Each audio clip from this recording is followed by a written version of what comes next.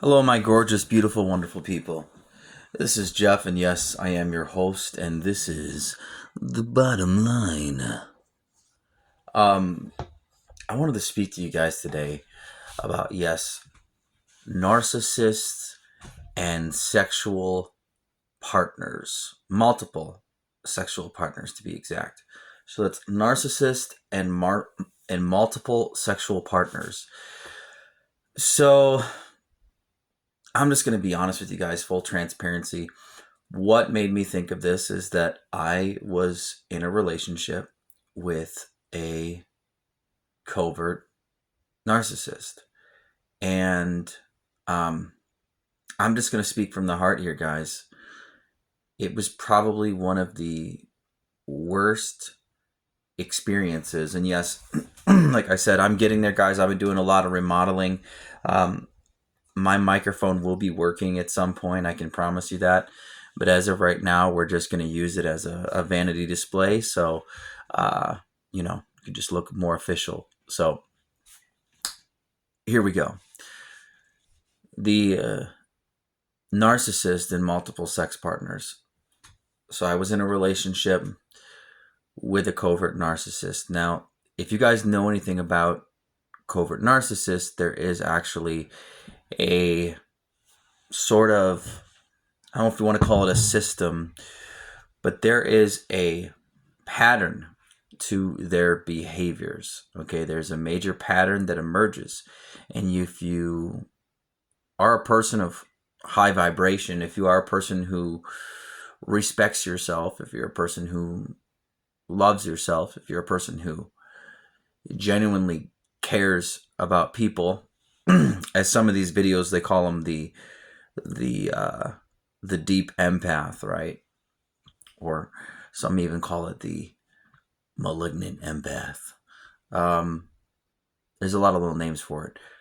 I like to call it a person who actually cares, okay, in life. So you're empathetic towards other people. You care about other people. You genuinely love on people. You want to see people excel in life, right? You appreciate others, right? You appreciate others in life. And so if you guys are also wondering if I'm a little tired, if I have tiredness in my eyes, I'm remodeling my kitchen. So I've been doing a lot of physical work as usual on top of my other job. And so, I do a lot, and I typically don't ever sit still. So, there's a pattern that emerges with a covert narcissist. Now, again, they're grandiose are the same way, but covert narcissist, what you'll have is, so there's a phase in all of it, right? But we're going to talk about narcissist and multiple sex partners. So I don't want to get off track too much here, but I want to talk about the pattern first so you can understand what a covert narcissist does. So what a covert narcissist will do is, covert narcissists are people who genuinely don't have their own identity, okay? So there's a trauma that occurs in childhood that puts the amygdala, the part of the brain that controls emotional reasoning, puts the amygdala into what's known as arrested development. So this arrested development can cause major issues in being able to analyze critique, being able to analyze conversations, being able to analyze tone. The bottom line is they take everything as a criticism. They can take everything as an attack. At times, even when, again, it's natural, normal conversation, normal criticism that genuine people who care about you will have. And I'll tell you this much right now, guys: if you can't take a genuine criticism from anybody, you have more problems in your life, okay, than I'd like to admit. So criticism is a part of life. It's a part of growth, and nobody's perfect. So it's going to happen at some point in your life, no matter who you are. Okay. That being said, a covert narcissist, their amygdala goes into arrested development. So when you meet a covert narcissist, what they do is they don't really have a certain type of worth about themselves. So they do tactics in order to gain, or I would even say purchase, love in a relationship. Everything to a covert narcissist is transactional.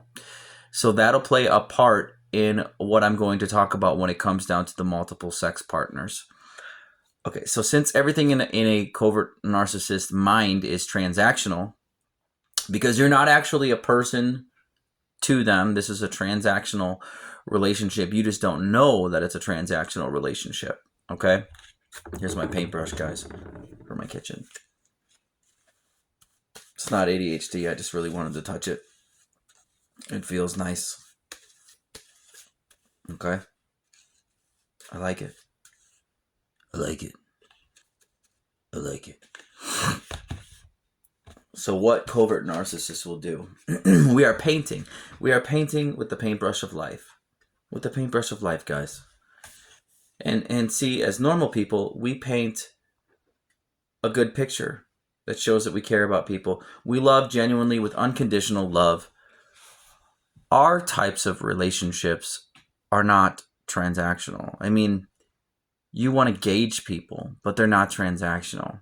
Especially if you love God, you love Jesus, right? You're going to love your neighbors, you love yourself. And if you guys have tuned into my channel, you would know that I talk about loving your neighbors, you love yourself pretty much all the time, because it's one of the most, if not the most important commandment of God, because that's what Jesus said. Love your neighbors, you love yourself, right? Covert narcissists do not understand this. It is a transactional relationship. So in the beginning, they are going to love bomb you.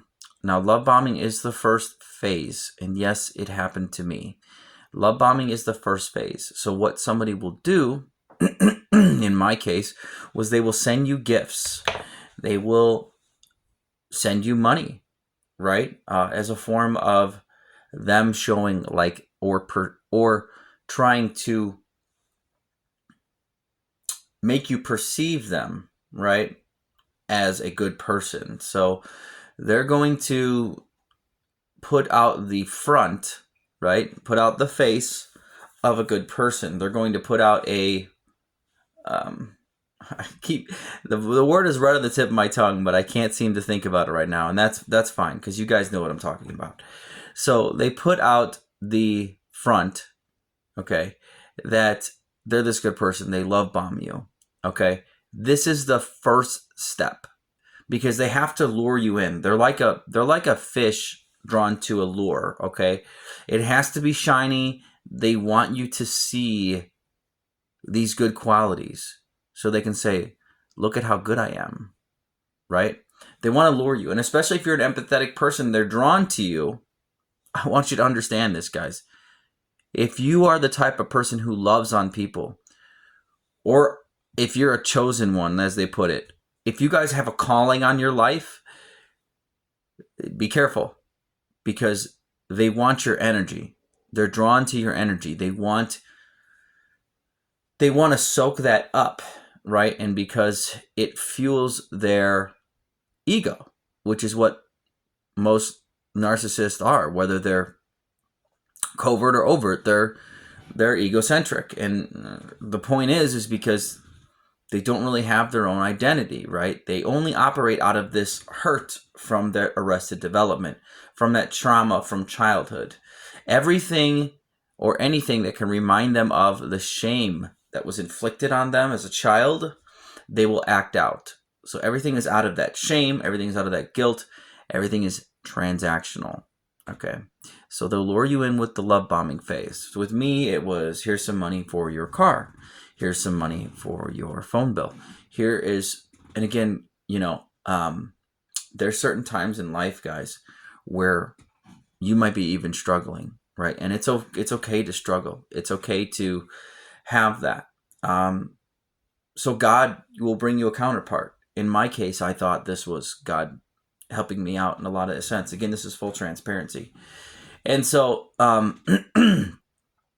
full transparency, it felt good to have somebody come in and offer to help, right? And to kind of be there at times when I was struggling, or something was a little bit harder to obtain at certain moments in time.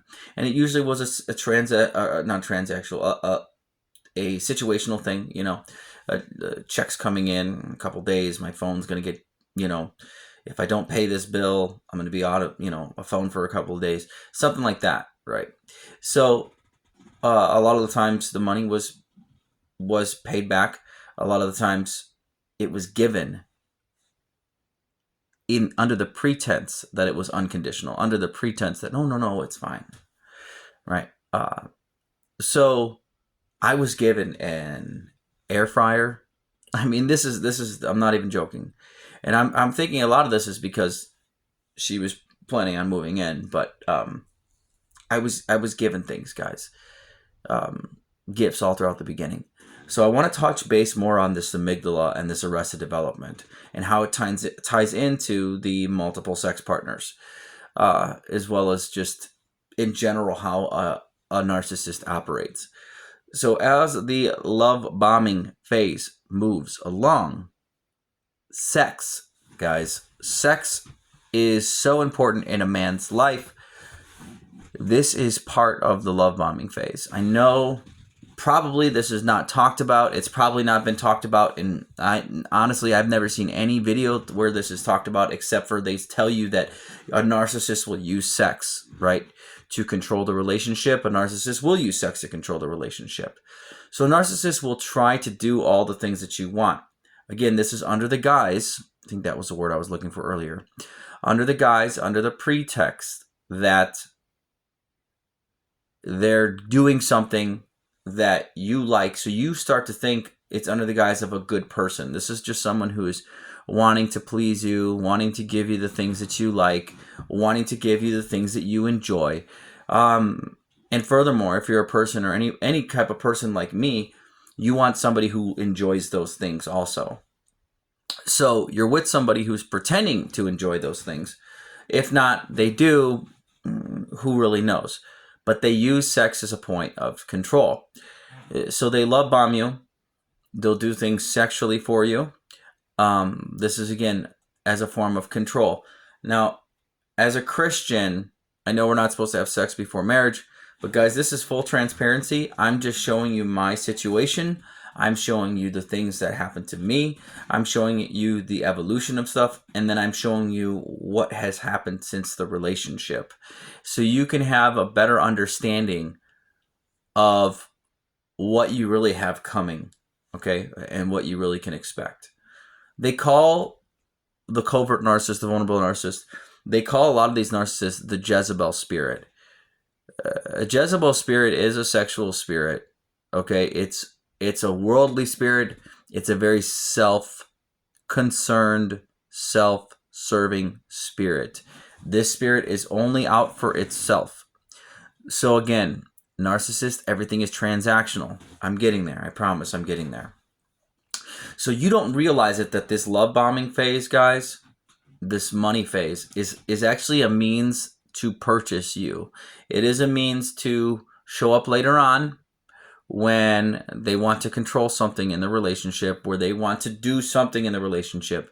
Well, they say, well, remember when I did this for you?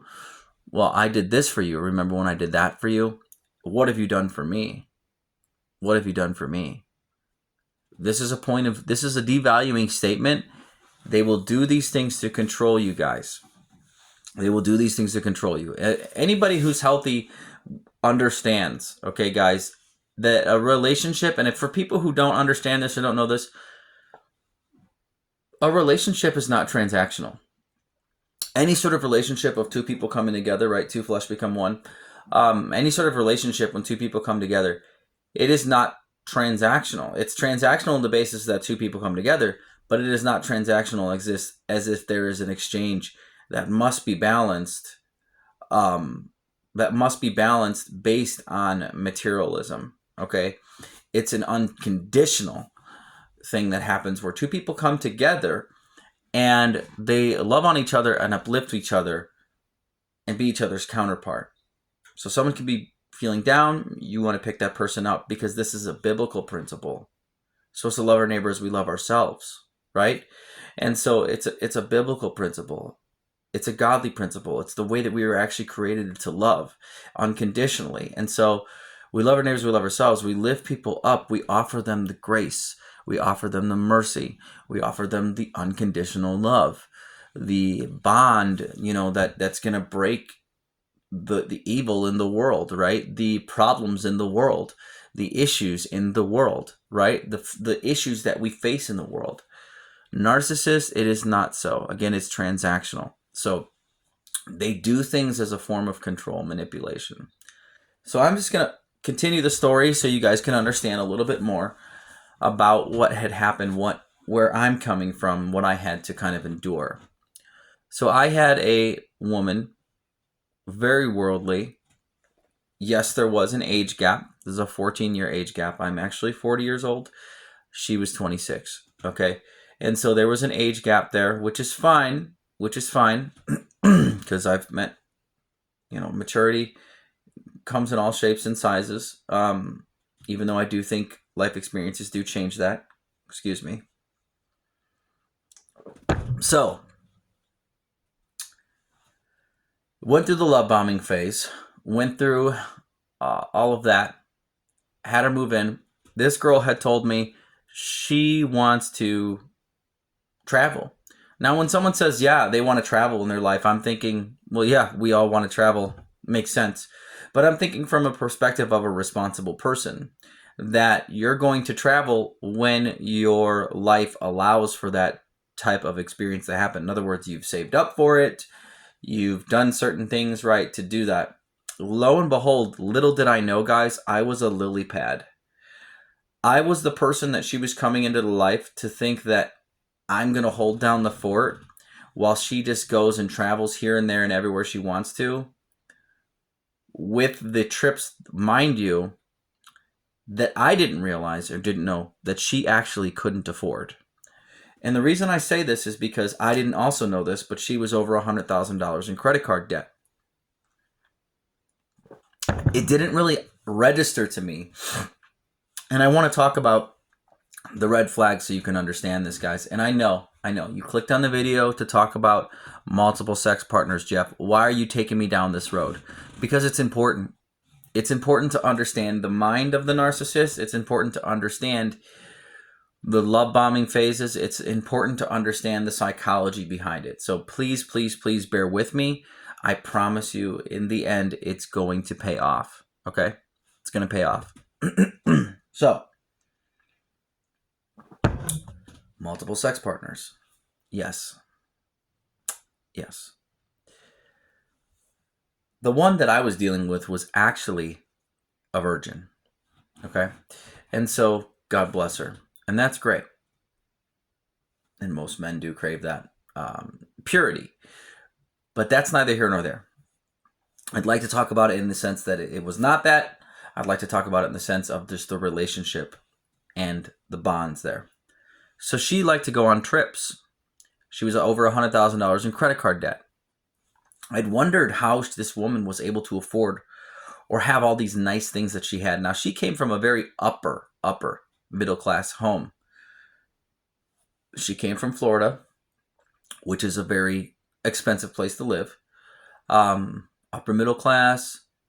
Matter of fact, when I met her, guys, again, full transparency, she didn't even have a bedroom. But she lived in her mother's home with her sisters, God bless her. And so what had happened in this situation was she actually, again, love bombed me. And it's hard to tell how they see things, right? If this was always the plan or if it wasn't always the plan, but it's hard to tell. So, transactionally speaking, she said she saw me as her husband. She love bombed me, made me feel like I was going to actually have a real significant other in my life. Did things that I won't talk about because it's very personal. But I will say again, they will love bomb you with sex. So, this person, this wonderful child of God, who doesn't know herself, God bless her, who obviously needs some major therapy, major help, and I'm not even sure if it's possible, but with faith, all things are possible, right? So, needs major help, major therapy. She lo and behold, decided to set a trip to go with her cousin on a cruise. This was more towards the devaluing stages. Okay, so what a narcissist will do is they'll love bomb you. But at some point, the gaslighting manipulation will start. So if you oppose, or I wouldn't even say oppose, or even question something that they want to do, and this is where the multiple sex partners will come into play, and I'm getting there, I promise. Narcissists want to do whatever it is they want to do when they want to do it. That's why things are transactional. That's why things occur the way that they do, right? It comes from a very selfish perspective. They got that arrested development in their amygdala. And so they'll go on the cruise. She went on the cruise. This cost her, guys, the repossession of her vehicle. Now, she began to gaslight me, blaming me. What have you done for me? If I wasn't spending money on you, I could have spent money on my car. Right? Again, this is the manipulation. This is the manipulation tactic. This is the gaslighting. This is the emotional abuse. If I wasn't spending money on you, I could have been spending money on my car. Now, she would volunteer to pay certain bills, right? Even though I told her, it's okay. But she'd volunteer to pay certain bills, which having that extra help made sense. She had a job. It made sense for her to pay that bill. Matter of fact, she still had money left over, but instead she decided to go on a cruise, guys, and pay $400 on the cruise and miss work instead of paying for her car that wasn't paid off yet, that I guarantee that her mother had set up for her. Guaranteed.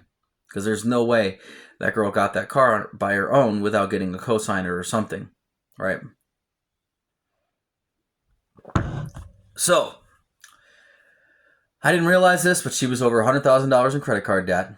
So these people are, I'll be honest with you, this girl was a financial whiz at finding ways to get money. Finding ways to get money in different ways. Probably because she's trying to uphold that lifestyle fabric, right?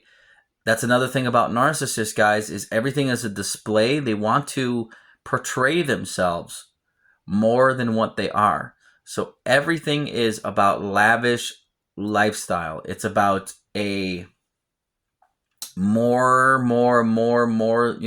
than life experience, more than life, this is what I am, I travel, and I have money to do this, and I have status, and I can go there, and I can do whatever I want. This is a falsehood. This is a falsehood. This is not natural, guys. And I'm going to tell you this right now. If you're blessed and you're rich, good for you. But I'm going to tell you guys right now, this is not natural for normal people. This is not natural for responsible, normal 9-to-5 wage-paying people. It's not natural to just go on trips every 4 months. And lo and behold, this is what this girl was doing. I didn't realize this. She decided to take this cruise trip 4 months after she moved in, guys. I mean, she quit her job. She quit her job just because she wanted to after she had bought the cruise trip. If you try to question this behavior, you will be gaslit. You will be emotionally abused. They will attack you. My actually one and only question I had to her, and again, this is full of transparency because I'm a giver. I was gonna let her go on this cruise trip. I mean, it was her cousin. I didn't see the problem with it. She, even before she bought the ticket, but I wanted to be included in the question of going as a normal spouse, boyfriend, husband, anybody in a relationship would be, right? You would want someone to come to you and say, hey, I'm planning this trip. What do you think about this? How do you feel about this? And to be honest with you guys, this girl had a dog. So she was going to leave her dog behind. And so, she'd even said, oh, well, I would have found somebody else. I would have paid for them to take care of them. She knows how giving I am. Why would you pay for somebody when you have somebody there to take care of the dog? Again, this is manipulation, guys. This is manipulation. Whether somebody wants to admit it or not, it's a manipulation. They do this as a form of manipulation. Okay? Oh, well, I would have paid for someone to take care of the dog. And then she says to me, well, I just don't understand. You knew I wanted to travel. You knew I wanted to travel before you knew me. You knew I wanted to travel. Form of manipulation. Whether somebody wants to travel or not, guys, responsibility is key. Okay? I want to travel too, but I don't have money to go and just start traveling places. It's okay for me to admit, guys, I'm not loaded and made of a bunch of money. I don't have the means to just go and travel wherever I want to right now, whenever I want. At some point in my life, I'm sure I'll have the means to do it. But at this point in time in my life, I do not have the means to do it. And guess what? I'm okay with saying it. Right? Like, I'm okay with it. It's fine. It's no big deal. So, they want what they want when they want it. Because it's all about status. It's all about proving that status to other people. So she went with her cousin. It was her cousin's birthday party. They did this. Guys, her car got repossessed out of my backyard. Repossessed while she was on her cruise. Again, this is how highly irresponsible they are. Gaslit, told that, again, if she wasn't paying money towards me, she could have paid money towards her car. I even picked her up from the airport. I let her use my vehicle, prayed for her to get a new job, making $20 an hour. She got the new job, used my car to get it the whole time. Was gaslighting and trying to emotionally abuse me so much, guys, because she could never take accountability for her own actions. It's called reactive abuse, and I'll get that on another topic. But she would gaslight me so much to the point to where I'd had enough. I put my foot down numerous times. Conversations would end up in crying. The energy spent on dealing with her abuse, her neglect, her nonsense, her denial of the truth and reality was exhausting. It was exhausting. And I'm not going to go into it so much, but I'm definitely just going to say that I had about 16 hours typically of peace before the cycle continued, about 2 or 3 days of peace. And then this cycle would go right back to normal again. And this is because you're not dealing with somebody, and this ties into the multiple sex partners. I told you I'm getting there. You're not dealing with somebody who takes accountability for their actions. They will not take accountability for their actions. Now, I had started to do another video. I had taken it down. I deleted it because I realized that I was feeling a certain type of way, and I didn't really want to express it, even though it was the truth. It was reality, but it was a little forthcoming, and so I'd like to be a little bit more professional. And so they don't take accountability. That's the part of the relationship, guys. But the relationship is actually transactional. It's I'm doing this for you. Aren't you going to do this for me? I'm doing this for you. So aren't you going to do this for me? Well, I did this for you. So aren't you going to do this for me? Well, what about all the times that I paid for things? What about all the times that I did this? What about this? I want. Let's deny reality, responsibility in life. This is the Jezebel spirit, guys. It wants you to follow it. It wants to lead. This is ungodly. It is unnatural. Okay? It goes against life in general because it's self-serving. So, I told you I'm getting there. Long story short, the relationship had ended. The relationship had gone away. Okay? It had gone away because I was done with the emotional abuse. I was done with the gaslighting. I had even prayed for her to leave. And I didn't want her to leave. What in fact I wanted all of the toxic behavior to stop. My peace and my joy was being taken from me because I was being unappreciated. I was being devalued. I was being gaslit at every turn just for pointing out obvious, responsible things that normal people would do in life, right? And just holding someone accountable in that way. Even trying different tactics, guys, with my tone of voice, how I presented it. I would even try talking softer. Can we talk about this, please? Can we just have a conversation? Someone needs to be the adult. Let's have a conversation. Guys, this went on for at least 8 to 10 months of the gaslighting, the emotional abuse and neglect. So the relationship had ended and I'd had enough. I'd even asked her sister, I'd asked her family, like, come get this woman out of my house. I cannot deal with this anymore. And again, never wanted her to leave, but I just could not put up with it anymore. I wanted to even forgive her. So the girl had went online, had tried to talk to other guys, right? Now, normal people, guys, will admit their faults. They'll try to make the relationship work. If anybody knows anything about narcissists deny truth and reality so much, guys, and then they will gaslight you into this manipulative cycle of abuse. And if anybody doesn't know what that is, if they've never experienced it, no, they can never see this person doing this because they don't present this to anybody else. They don't present it to the outside world. They don't present that face. It's under the surface. It's only as you start to talk to them and actually get to know them, you realize it's not there. They're not there. It's transactional. So, the multiple sex partners. The multiple sex partners. And I know I'm 31 minutes into this video, and guys, trust me, hopefully it has paid off so you can understand a little bit more. I told you everything is transactional. They are not accountable for their actions, okay?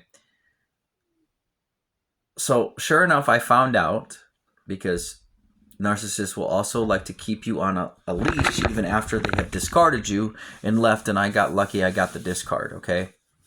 I got the discard because I put my foot down and I had had enough.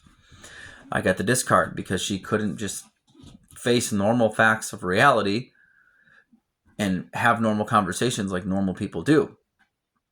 And so I got the discard, even after my several attempts of even trying to forgive her toxic behaviors, even trying to forgive her for trying to talk to other guys, forgive her for certain types of behaviors. It's a form of abuse, guys. What they do is a form of abuse. So denying reality after you've abused somebody is a form of abuse also. And I've said this in my other videos. So once they do this, she has then gone out to get self-validation. Most females do this. They want attention. They are attention seeking. Again, this is a Jezebel spirit. They will have multiple bing ding ding ding ding ding ding ding ding ding ding ding ding ding. Yes, I finally got to it. Sex partners. They will have multiple sex partners, guys. Why? To get that outside validation they so much crave to serve the world. Look at how many sex partners I can have. Look at my status. Don't claim any accountability. I mean, at some point, and guys, again, this person's still talking to me because they're still considering me a source of their supply. And if you know anything about narcissists, they have to have their narcissistic supply. Whether that's good emotion or bad emotion, because that emotion feeds their ego, it makes them feel important. This also ties into the multiple sex partners. They want to be able to feel important. So they will have the multiple sex partners to feed their ego. With me, she would be telling me about the 3 different guys, guys. 3 different guys. How many guys? 3 different guys she had sex with in 2 weeks that she's been continually having sex with for probably about the past 4 or 5 months. The same 3 guys. Now, if anybody sees this video, anybody, and even the gentleman having sex with this woman, guys, a man of high quality is not going to allow a woman to just go and have these multiple sex partners. If not, you're, I would say you're just as much a Jezebel as she is, but the truth is, you really don't care about yourself, and you really don't care about building a relationship. You just want to have sex, and I can't wait to see where that leads you in the next 4 to 5, 10 years, because it's really going to go nowhere, and you're probably broken, and that's why you're doing it in the first place. So God bless you. But a high-quality man is not going to allow that type of behavior, right? Again, no accountability, guys. No accountability.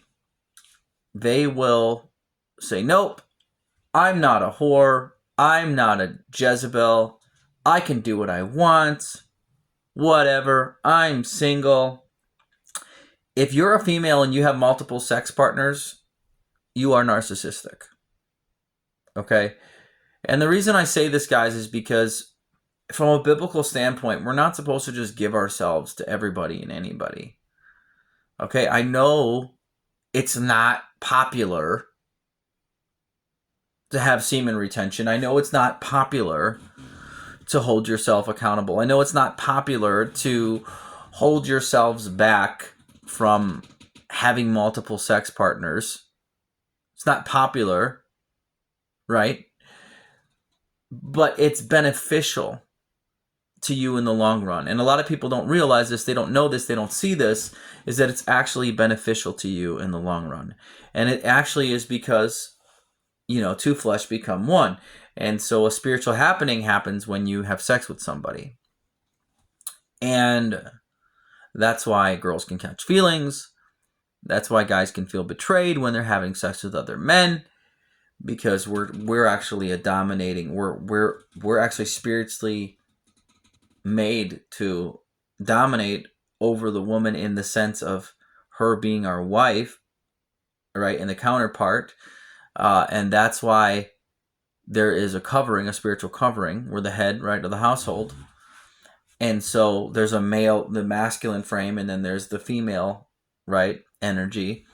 And so that's where that submission lies, right, from the female.